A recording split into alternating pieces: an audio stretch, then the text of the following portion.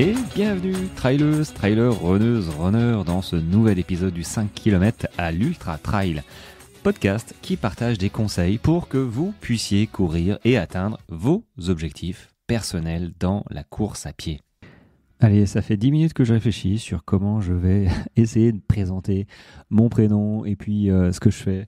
Bon, on va y aller comme ça. Moi, c'est Raphaël. Voilà, je l'ai dit hier, mais je vais le redire. Il faut que j'essaye de trouver un petit speech d'intro. Raphaël, à ton service pour t'aider à progresser.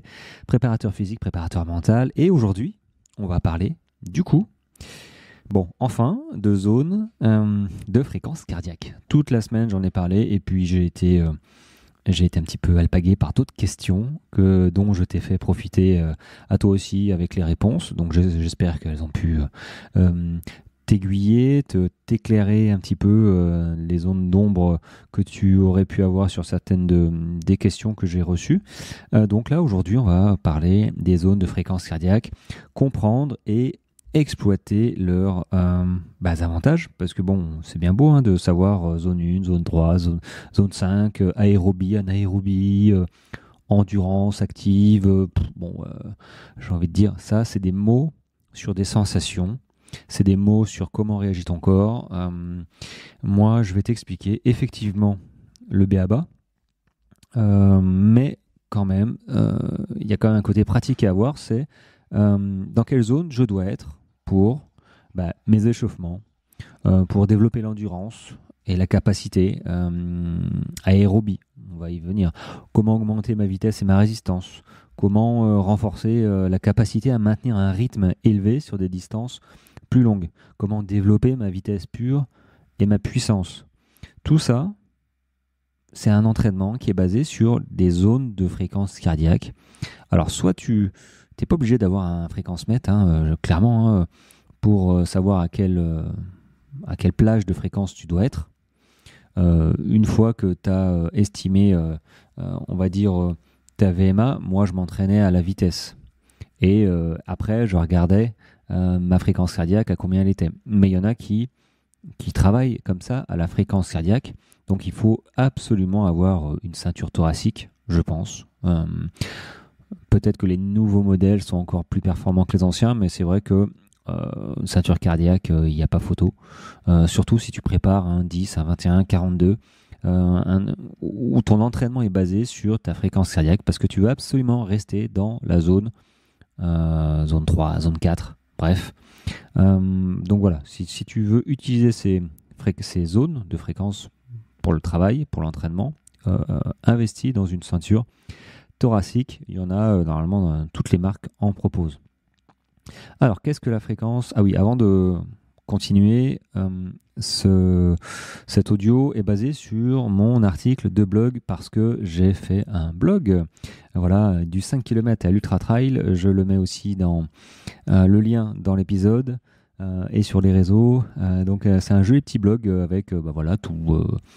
Il faut encore qu'il soit amélioré, mais je mets mes photos des sorties, je mets mes articles, je mets les podcasts, et du coup, notamment celui-là, ça fait partie d'un article du podcast, les zones de fréquence cardiaque, comprendre et exploiter leurs avantages. Ça fait partie, si tu vas dessus, tu le verras. Donc c'est bien de m'écouter, mais c'est peut-être bien aussi de me lire. Alors, qu'est-ce que la fréquence cardiaque et pourquoi est-elle importante ? Alors, quand on entend fréquence cardiaque, c'est le nombre de fois que ton cœur bat par minute. Et à savoir, mais ça je pense que tu le sais, ta fréquence cardiaque varie suivant l'intensité de ton effort. Il y a aussi suivant la fatigue, ton état émotionnel. Mais c'est vrai que pour revenir à la fatigue, quand on est fatigué, sa journée, tu vois, par exemple, et puis tu dis je vais faire une sortie cool en endurance fondamentale, ce qui est la zone 1 à 2, et que tu comprends pas pourquoi ton cardio il s'emballe un petit peu, qu'il est un petit peu plus haut que d'habitude, ça vient peut-être du fait que tu es fatigué. Donc la fréquence cardiaque varie assez rapidement, assez facilement d'ailleurs. Donc on va commencer avec la zone 1, récupération active ou échauffement. C'est la zone la plus basse, c'est la première, zone 1, généralement compris entre 50 et 60% de ta fréquence cardiaque maximale. Alors, fréquence cardiaque maximale, pour la trouver, Bon, c'est assez simple. Il faut te mettre dans le rouge. Il faut te mettre dans le rouge. Moi, je sais qu'il y a une séance qui marche bien. C'est 6 répétitions sur une montée. Voilà, en courant. Une montée qui fait 30 à 40 secondes, qui te demande de l'effort.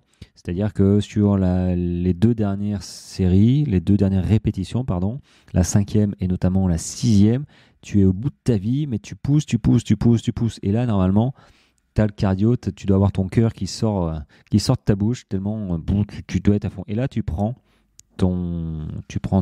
ta fréquence cardiaque, et là, elle doit s'approcher de ton maximum. Sinon, il y a le Vameval qui est très bien aussi. Mais il faut des moyens, il faut une piste, il faut des plots, il faut un beeper. Donc, chope-toi une montée. Voilà, tu fais 6 fois 40 secondes en montée. Tu montes, toc, tu redescends en trottinant. Et puis, dès que tu arrives en bas, pof, tu remontes. Et normalement, au bout de la 6e fois, tu es bien dans le rouge et tu devrais t'approcher de ta fréquence cardiaque maximale. Donc là, zone 1, 50 à 60%. Cette zone, j'ai parlé d'endurance fondamentale, zone 1 et 2. En fait, c'est la récupération active, notamment entre deux séries de fractionnés, par exemple. Ou quand tu descends, par exemple, tu montes, tu fais ta série de côtes, tu montes en haut, tu as 40 secondes, et en redescendant, normalement, tu laisses couler tranquille. Donc, tu ne devrais pas redescendre en zone 1 parce que ton cardio est monté tellement haut que en 40 secondes, il n'aurait pas le temps de redescendre à 50-60%. Mais ça fait partie de la récupération active ou notamment l'échauffement. Ton échauffement, tu commences à t'activer un petit peu, faire des sauts, tu dois être entre 50 et 60%. Maintenant, la zone 2, on parle d'endurance aérobie. Donc c'est entre 60 et 70% de ta fréquence cardiaque maximale, je le rappelle. Alors cette zone, elle est idéale pour développer ton endurance aérobie. C'est-à-dire que c'est la zone que je préconise. Donc quand tu es en endurance fondamentale, ça te permet de courir pendant des heures sans trop te fatiguer en développant ton endurance. Donc c'est une zone aérobie, endurance aérobie, elle porte son nom, qui n'est pas forcément très simple à mettre et à comprendre et à assimiler dans ses entraînements, parce que si on te dit, comme je le répète souvent, il faut être à 70% de ton volume d'entraînement à la semaine, dans cette zone-là, donc en endurance aérobie, en zone 2, tu auras l'impression de courir lentement tout le temps, et là tu vas me dire, ouais, mais comment j'arrive à faire mon 10 km en 45 minutes?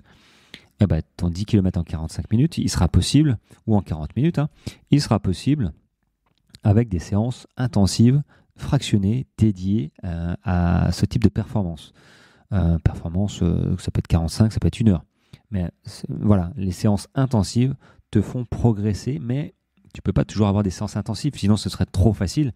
Pour permettre ces séances intensives dans ta semaine, il faut que tu aies un socle de 70% d'endurance aérobie, donc en zone 2. J'espère que c'est bien rentré, que tu comprends pourquoi il faut courir lentement dans cette zone. Ensuite, il y a la zone 3, qui est, suivant les termes, il y a endurance tempérée ou amélioration de l'endurance. C'est compris entre 70 et 80% de ta fréquence cardiaque maximale. Donc tu comprends que plus tu cours vite ou plus tu demandes d'efforts, plus ta fréquence cardiaque augmente. Ou plus tu es fatigué aussi, ça peut marcher. Donc zone 3, endurance ou amélioration de l'endurance. Clairement, elle est pas mal, ça permet d'augmenter ta capacité aérobie, donc en vitesse et en endurance. C'est une zone qui est finalement un bon équilibre entre l'intensité et la durabilité.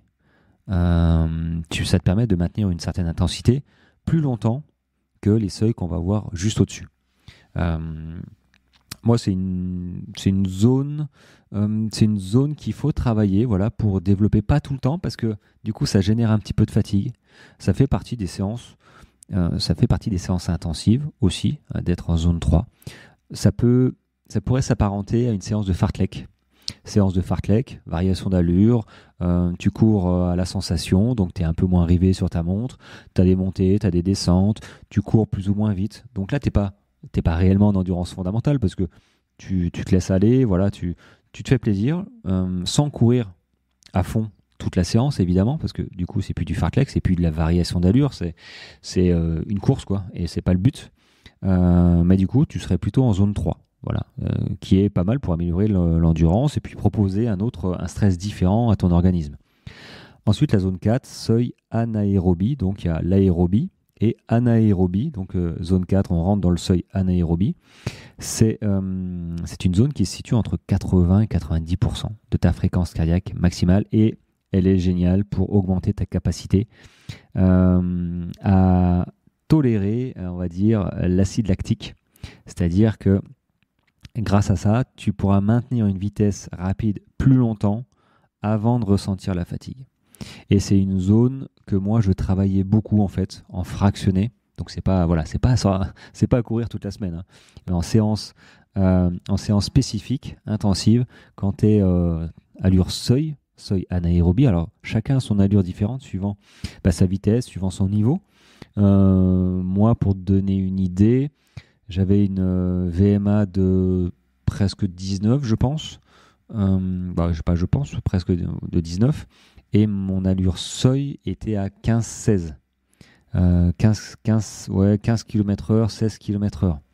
Et j'ai travaillé là-dessus pour descendre sous la barre des 40 minutes sur mes 10 km alors que j'étais à 43. Donc, travailler le seuil anaérobie entre 80 et 90% de ta fréquence cardiaque maximale, c'est quelque chose qui est très qualitatif parce que ça te permet de maintenir ta vitesse, ta future vitesse plus rapide, plus longtemps avant effectivement de ressentir une fatigue. Donc c'est une vitesse que tu peux pas tenir non plus des heures et des heures, hein, très clairement, mais tu peux la tenir, si tu es bien entraîné, tu peux la tenir 1 heure et demie, mais bon, pas plus quoi. Ensuite, tu as la zone 5. Alors la zone 5, puissance maximale, j'aime bien comment ils disent ça, puissance maximale, donc c'est au-delà des 90%, donc ça 90, 95, 100, 105% même parfois. Ça, tu comprends bien que quand tu es en zone 5, ce sont des entraînements qui sont hyper intenses et du coup ça peut être maintenu que pendant quelques minutes maximum. Par contre, ils améliorent aussi ta vitesse et ta puissance. En fait, il faut que tu comprennes que zone 1 et 2, notamment la 2, c'est ton socle d'entraînement et que suivant tes objectifs de course, il faut que tu proposes des stress constamment, on va dire, différents à ton corps.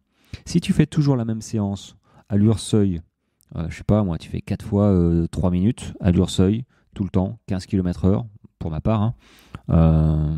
Au bout d'un mois, je vais être un peu trop à l'aise. Le corps se sera adapté et il va arrêter de progresser véritablement. Je serai bien, mais je serai trop dans ma zone de confort. Donc il faut passer parfois à faire non pas 4 fois 3 minutes, mais à faire 4 fois 4 minutes, plus long. Ou sinon, passer en zone 5. Du coup, c'est pas 3 minutes, mais c'est plutôt 1 minute ou 1 minute 30. Faire 6 fois 1 minute 30 à 17 km/h pour moi. Donc, ma fréquence cardiaque, elle va s'envoler, évidemment. C'est pour ça que je ne pourrais pas maintenir cette vitesse trop longtemps, mais par contre, je peux faire des répétitions pour muscler mon cœur. En fait, c'est ça. Pourquoi on n'arrive pas à courir plus vite? Parce que les jambes, c'est une chose, mais c'est surtout la respiration, où on est bloqué par notre respiration. On n'arrive plus à respirer parce qu'on manque d'air. Et ce manque d'air, en fait, c'est notre cœur, hein, qui pompe tout ça. Et plus ton cœur est gros et entraîné, et plus ce sera facile de courir à des vitesses supérieures parce que du coup, tu vas respirer bien mieux à la même vitesse. Donc, comment muscler ton cœur? Eh bien, déjà, dans un premier temps, c'est de lui permettre d'assimiler les séances intensives qui vont le faire grossir et le stresser véritablement, tu vois. Mais c'est quoi les séances qui lui permettent ce genre de choses? Ce sont des séances à endurance active, à endurance tout court, zone 1 et surtout la zone 2, en allure fondamentale. Donc la base, je le répète, c'est ça. Et par-dessus, tac, les 20% qui restent, tu lui mets du fractionné, tu lui mets séance de côte suivant tes objectifs. Voilà. Et ce sont ces séances-là véritablement qui te permettent de progresser pas très rapidement, mais véritablement. Alors, comment les utiliser dans ta vie de tous les jours dans ton entraînement? Alors, déjà, il faut que tu trouves ta fréquence cardiaque maximale. Voilà. Elle va pas se trouver sur Amazon ou sur Internet. Il faudra malheureusement que tu transpires un maximum. Donc, tu peux faire un test de VMA, ça marche aussi. Mais la côte, 6 fois 30 ou 40 secondes en montée, ça doit te faire monter la pile. Alors bien sûr, ces séances, tu te serais entraîné 15-20 minutes, échauffé 15-20 minutes, tranquille, en endurance fondamentale, pour élever la température et permettre à ton corps de s'adapter à l'effort que tu vas lui demander. Donc voilà, on commence pas par 6 fois 40 secondes en montée juste après avoir enfilé les baskets et y a là quoi. Non. Après 15-20 minutes où tu es échauffé. Donc je disais oui, comment les intégrer alors, donc tu l'as bien compris, zone 1, c'est pour les jours de récupération. Tu veux faire 1 et 2 même, tu peux faire du vélo, tu peux faire je sais pas, peut-être du yoga. Je sais pas si le yoga ça fait monter la pile beaucoup. Mais la majorité de ton temps se passe en zone 2 pour construire ton endurance. Et vraiment, comprends-le. Zone 2, donc zone 2, tu connais ta fréquence cardiaque maximale et tu restes dans cette plage de fréquence. Alors ne te fie pas forcément, si tu as une nouvelle montre, à ta montre qui par défaut propose des plages déjà pré-remplies. Donc fais attention à ça parce que en fait elle va peut-être, si tu fais pas de test véritablement, elle va te trouver une fréquence cardiaque maximale peut-être un petit peu aléatoire et du coup elle va caler ces plages de fréquence sur cette valeur aléatoire. Donc il y a des fois où ta montre elle va se mettre à vibrer en te disant t'es en zone 3, tu viens de sortir, alors que finalement t'es qu'en zone 2 voire 3 à peine. Donc voilà, ça se règle. Les montres aussi, soyez pas dépendants de la technologie. C'est pour ça qu'il faut absolument avoir conscience de son ressenti. On n'est pas des machines. Si tu galères en endurance fondamentale, c'est que tu vas trop vite. Il n'y a pas besoin de montre pour savoir ça. Donc la majorité de ton temps se passe en zone 2. L'endurance, zone 2, pour tout. Ensuite, il faut que tu intègres quelques séances en zone 3. Comme pareil, 3, 4, 5 en fait. Il faut que tu arrives à intégrer quelques séances dans ces zones-là. La zone 3 pour élever légèrement l'intensité et augmenter ton seuil anaérobie, voilà, qui va te permettre de préparer pour la zone 4, qui va, la zone 4, ça peut être des intervalles. Voilà, ça va permettre d'augmenter la vitesse. Donc, ce intervalle au seuil, moi c'était 15 km/h, 3 fois 5 minutes, 3 fois 3, 4 fois 5, comme tu veux. C'est toi, il y en a des. Je pense qu'il y a des. C'est infini, les solutions et les propositions sur les intervalles. Donc, zone 4, la zone 3 pour préparer la zone 4, voilà, je vais y arriver, qui va te permettre d'augmenter la tolérance à l'acide lactique. Mal aux jambes, tu vois, dans les cuisses, elles deviennent dures. Et les sprints en zone 5, parce que ça ressemble plus à des sprints dans la zone 5, quand tu es au-dessus de 90% de ta fréquence cardiaque maximale. Donc ce sont des séances, des répétitions où tu tiens pas 2 minutes. Enfin, il faut être vraiment entraîné. Mais ça aussi, ça vient petit à petit. Tu commences pas par 2 minutes comme ça parce que tu vas exploser, quoi. Tu vas tenir une répétition et la deuxième, tu vas pas la finir. Ça va te dégoûter. tu vas tout envoyer balader. Donc non, on est encore dans la progressivité. On n'arrive pas. La zone 5, au-dessus de 90% de ta fréquence cardiaque maximale, tu peux très bien la faire. Mais tu fais du 30 secondes. Voilà. Et puis tu augmentes petit à petit, où tu fais 30 secondes, puis 45 secondes de récupération au début. Bref, tu vois, il faut réussir à trouver des séances adaptées à ton niveau et à ton ressenti. Donc si tu n'y arrives pas, tu m'appelles. Je te proposerai volontiers mes services, avec plaisir. J'ai une page de renseignement d'ailleurs que j'ai faite. Donc si ça t'intéresse, c'est aussi dans le lien de cet épisode qui te dévoile un petit peu comment j'accompagne et qu'est-ce que je propose. Voilà, en tout cas, en fait c'est un petit peu le mot de la fin, il faut personnaliser ton entraînement autour de ces zones. Pas être focus forcément sur ces zones. Moi, je suis plus focus sur attention, je suis en endurance, je suis en zone 2, zone 3, zone 4. Bon, ça, en plus, je cours même plus avec la fréquence cardiaque. Je laisse ma montre tranquille là-dessus. Ça me permet de gagner un petit peu de batterie. Mais suivant ton objectif, il faut que tu sois en zone 2. Alors, zone 2, tu n'as pas besoin d'une montre pour te dire que tu es en zone 2 en endurance, en allure fondamentale. Hein, c'est un ressenti. Si tu es bien, si tu arrives à parler, si tu arrives à respirer que par le nez pendant 5 minutes sans être dérangé, sans avoir besoin de respirer, bah, tu es en zone 2. Après, suivant ta vitesse maximale que tu auras trouvée, bah, il faut mettre, si tu prépares un 10, un 21, 42, certaines séances comme un trail en fait, certaines séances de côte, et pour progresser en fait et atteindre l'objectif voulu qui peut être courir longtemps, qui peut être courir plus vite, qui peut être faire du dénivelé. Tu vois, il y en a un petit peu suivant le type de course et le profil de la course à venir. Voilà, bon, j'espère que j'ai été suffisamment clair. Moi, je me trouve hyper pas clair, donc dis-moi si c'est OK pour toi. Si tu as des questions, écoute, n'hésite pas. Normalement, dimanche, c'est férié pour moi, d'autant plus que je serai en déplacement, donc normalement demain, il n'y a pas d'épisode. N'attendez pas ding, un petit mail automatique sortie d'épisode. Non, normalement. Mais après, il peut y avoir une surprise, je peux avoir un élan, un élan d'épisode, mais normalement, je n'aurai pas le temps. Et puis, on se retrouvera tranquillement lundi. Voilà, sur une nouvelle semaine running. Alors, je sais que les courses sont en train d'arriver. Je vois des courses officielles, donc ça c'est cool. Donc j'espère que tes futures courses se passeront bien. Je sais qu'il y en a plusieurs qui font le semi-marathon de Paris, le marathon de Paris, ils se préparent, tout ça.